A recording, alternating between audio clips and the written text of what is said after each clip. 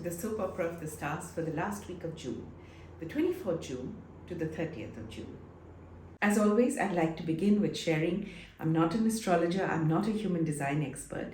I use astrology and human design both for myself as well as with my clients in my intuitive energy practice. And I've worked for about 14 years with that intuitive ability and 1,000 people. And in the last couple of years, where I have been using astrology and human design, I've definitely found that it helps to inform in terms of how we need to look at ourselves and what we need to understand about the general themes that are influencing our lives right now. The whole point of sharing these as stories is to make them a little lighter, to make them a little more fun, and to really look at what are the themes that they are bringing up. The reason why I share them at the end of the week instead of at the beginning is because I feel rather than use it as a predictive tool, it is better to use it as a tool for self-growth, personal development, and to really look back at how these themes have impacted us, what are the questions that need answering, and how we need to move forward in life or go deeper in terms of our self-work. I do share on Instagram a general theme for the week, short videos, which is at the beginning of the week. So you're welcome to look at that and then to use these more from the perspective of how has this impacted me and what can I do with it going forward. So let's begin with the stories. The house of Gemini is suddenly feeling very empty. They're not sure whether to feel happy about it or to miss everyone, but good housekeeping called for everything to be covered, windows and doors to be closed, post the cleanup, and a feeling of too much quiet. Sure, the moon would be around on her usual round in a few weeks, so they had that wing open, but she was unpredictable in her moods and barely there. It actually felt a bit spooky to have so much silence all of a sudden. On the other hand, the house of Cancer was preparing for an evening of karaoke. This was, of course, Mercury's idea almost as soon as they got in.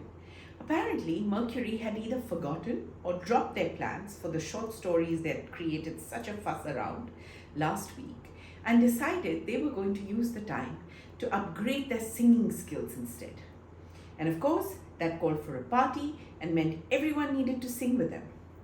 And so the House of Cancer was attempting to work together to make this evening happen. Moon had insisted that while Sun was there, they were to be on their best behavior, and they knew it was better to keep Mercury in good spirits than not, as a part of the Keep Sun Happy instruction. They were not happy though. The House of Cancer did not expect this of their mistress. They expected her to know that they only liked doing things when they felt like it, and these weren't the best working conditions where they needed to follow instructions. Some of them were even seriously considering applying to Pisces, except Saturn was there at the moment and they weren't sure that would be awesome either. Anyway, they were going about what they needed to sulkily and intended to speak with Moon soon enough. While the house help was skulking about, Mercury was off looking for Sun and found him enjoying a spa day. Oh my, they thought. And hello, good looking. And can I also get this done right now? But apparently all the spa staff were busy with Sun and no one had time to spare for Mercury at the moment. Mercury did wonder whether to get mad, but then decided they were going to work on the karaoke playlist instead. After all, this needed to be epic. Mercury already knew their first song. It's going to be Bohemian Rhapsody. I mean, how could they not? The depth of emotions, the range of emotions, the melody, the range of melody, they felt delicious already. And were wondering whether they should find a way to look like Queen as well. And then perhaps they would also sing Kal Ho Na Ho as an ode to having had to give up their short story project, and also to let Venus and Mars know how betrayed they felt. Wicked, they thought to themselves, and because of course they would make a recording and send it to both of them with a note on how this song reflected their pain about friends who did not remain friends and things like that. And no one would know better, given for all practical purposes, this was meant to represent a song of fortitude and blah. And then, of course, they had to sing a duet with Sun. And what would that be? something that represented the sun's current theme around being unique and self-expression that was authentic to one and how to shine. He was wondering whether it should be this little light of mine.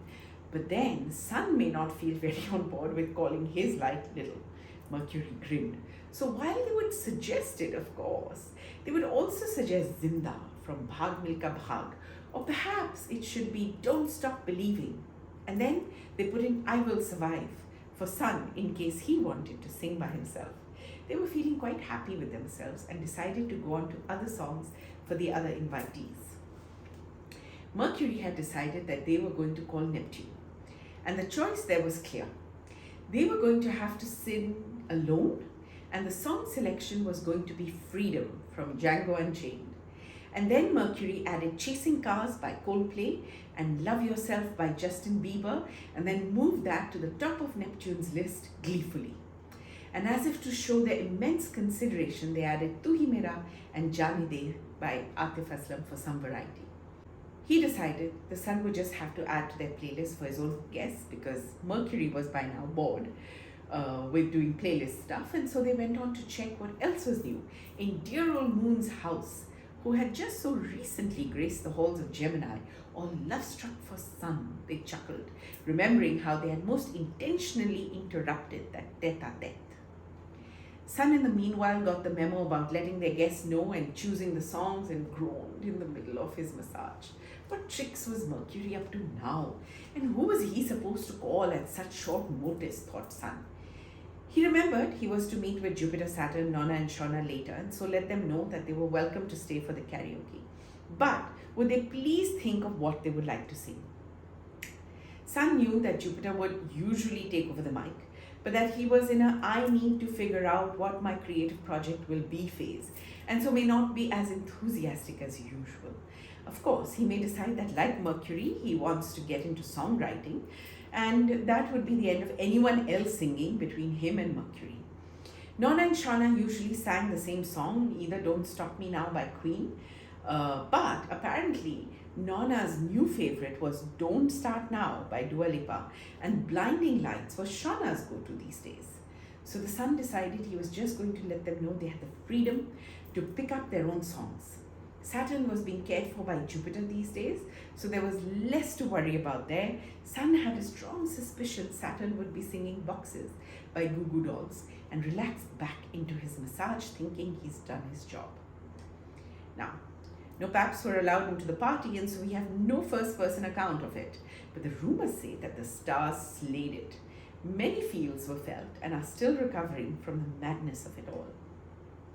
Mercury really knew how to throw a party, and the House of Cancer was feeling quite pleased at how deeply everyone experienced themselves. Given it was their last few days together before Mars started moving on from Leo, Venus and Mars decided to have another stargazing night. They were delighted that Mercury was busy with the karaoke fun in Cancer, and so assumed they would mostly be left to themselves. Only to find Chiron was still there, but seemed to want privacy, and so they moved to another spot, but found Uranus was in full view from the spot Mars was eyeing. Venus wondered whether to just cancel the whole thing, but Mars was already settling down with many side eyes to Uranus, who had also greeted them with some gruffness when they emerged from the vines. As they settled and watched the cosmos in silence, Venus started feeling a little anxious. Should she be starting the conversation? Should they wait for Uranus to speak? What was the protocol? Was there a protocol? Was just being silent okay? And just then, Uranus cleared his throat and asked Mars directly, "So, how does one know change is for real and permanent?" Mars looked a little bit perplexed. What kind of question was this on an evening when they were watching the stars? And was about to respond when Uranus spoke again. "Take your time thinking about it. You don't have to have the words immediately. I feel you are primed to answer this question for me, but I need the best of you to emerge." Venus was a little taken aback, but then this was Uranus, she thought, and surprise he must. She looked at Mars, wondering what she would see, and saw him struggling with his emotions. Mars felt really, really weird. A part of him felt like he wanted to say very rude things to Uranus. Another part of him felt like his tongue was not his own and he could not speak. And at the same time, he felt these thoughts formulate in his mind as if he were receiving a download, but it seemed to be a collection of his own memories from the last few months. And just then he felt Venus place a hand in his, and he remembered to breathe again. He looked at her in gratitude and allowed these feelings to wash over him, just as he'd learned to in Cancer. And then he let his thoughts emerge just as he would in Gemini, and he started to speak. He heard himself say, "I think it would be arrogant to say any sort of change is permanent. That defies the whole concept of change, which is in itself constantly evolving and growing. I feel a better way of looking at this is, are you getting different results in your external environment, with others, with situations? If you are, then there is a change underlying that, which needs to be nurtured and maintained. The reason I think it's arrogant to say change is permanent is because that assumes it is linear, and that isn't how it's set up. Everything we were still exists within us. We are just choosing to build different pathways over those conditioned ones. And we must always be aware that those old ones may get triggered, very much like someone emerging from an addictive pattern. Bravo, thinks Uranus, nodding to Mars, indicating he's satisfied with this answer. May I add something, says Venus, and they both look at her. I think what you've just said also shines a different light on forgiveness for the self, and by extension for others. A subject I feel we don't speak enough about. If we were to look at change this way that you've described it, Mars, it would make it obvious that all of life is in movement, and therefore in no moment are we ever where we were earlier. And yet, we hold on to that past and punish ourselves and others about it. When we are already at different places based on the choices we've made since then. Now, if we were to let go and allow that we're all on a journey, we would understand that forgiveness is just that, letting go of those moments for ourselves and moving on to different choices. It may never be easy, but a stronger why may make it a more natural choice. And on that note, we will leave the stars and their stories to unfurl as we try and process all that they're saying to us. This week, the stars seem to be asking us to unwind, let our hair down. Half the calendar year is done, we've crossed the summer solstice, a new time is upon us, and we can rest a little for a few days and allow the feelings of the last 6 months to make themselves known to us. Perhaps we can practice some radical forgiveness for everything that's come up, which we did not feel was the best version of ourselves. Perhaps there are relationships we've acquired, some we've lost, and some that have changed or are different from what we expected them to be. And we need to forgive them and ourselves for what we felt, said, and how we've acted. Perhaps we could also think a little about where we want to go in the next half or even quarter, and what we've learned will help us get there. What is different from where we ended 2022? Can we do 1% more of the good stuff we've developed in this half? Can we do 1% less of the not good stuff we've seen ourselves do in this half? If any of this resonates, then please do let me know in the comments. Please like, please subscribe to the channel, and please share this video to others. If you would like to work with me in my intuitive energy practice, if you would like your energy to be reset either for yourself, in relationships, for your home, for your workspace, any of these, please do get in touch with me. You can comment here, you can write to me on asoneis.pn@gmail.com, or you could connect with me through my Instagram handle @Pallavi108. Thank you so much for listening. I would really love to be able to empower as many people as possible to release pain and feel more relief.